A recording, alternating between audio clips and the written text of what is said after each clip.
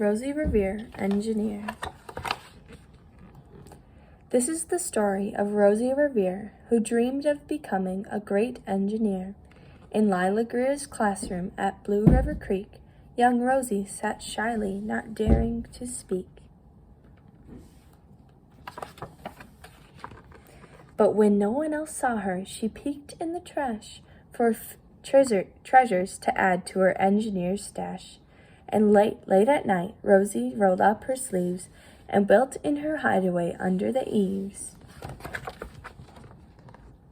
Alone in her attic, the moon high above, dear Rosie made gadgets and gizmos she loved. And when she grew sleepy, she hid her machines far under the bed where they'd never be seen.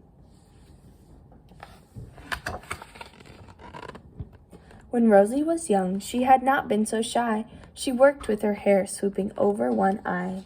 She made fine inventions for uncles and aunts, a hot dog dispenser and helium pants.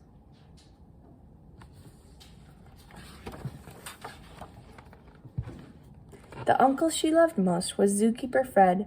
She made him a hat to keep snakes off his head, from parts of a fan and some cheddar cheese spray, which everyone knows keeps the pythons away.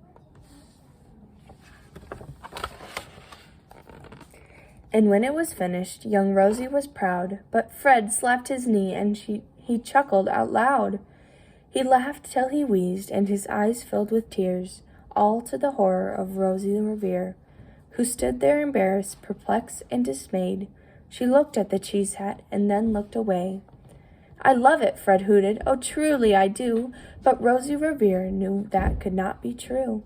She stuck the cheese hat on the back of her shelf, and after that day kept her dreams to herself.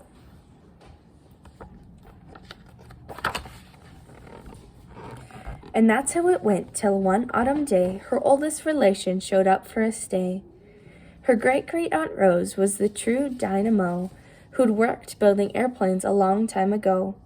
She told Rosie tales of the things she had done and goals she had checked off her list one by one.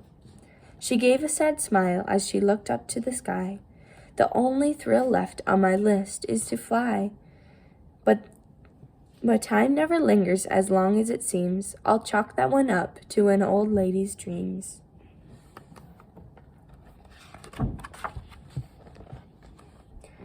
That night, as Rosie lay wide-eyed in bed, a daring idea crept into her head.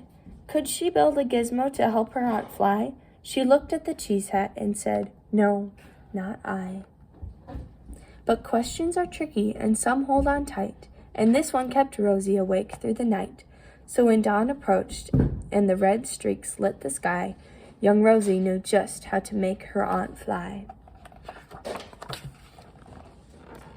She worked and she worked till the day was half gone, then hauled her cheese copter out onto the lawn and gave her invention a test just to see the ridiculous flop it might turn out to be.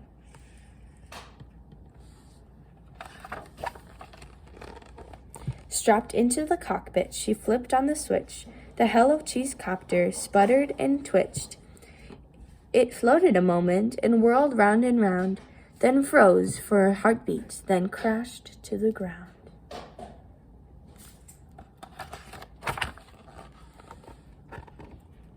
Then Rosie heard laughter and turned round to see the old woman laughing and slapping her knee. She laughed till she wheezed and her eyes filled with tears, all to the horror of Rosie Revere, who thought, "Oh no, never, not ever again will I try to build something to sputter or spin, or build with a lever, a switch, or a gear, and never will I be a great engineer." She turned round to leave, but then great-great-aunt Rose grabbed hold of young Rosie and pulled her in close, and hugged her and kissed her, and started to cry. "You did it! Hooray! It's the perfect first try. The great flop is over. It's time for the next." Young Rosie was baffled, embarrassed, perplexed. "I failed," said dear Rosie. "It's just made of trash. Didn't you see it? The cheese copter crashed." "Yes," said her great aunt, "it crashed. That is true. But first it did just what it needed to do. Before it crashed Rosie, before that, it flew. Your brilliant first flop was a raging success.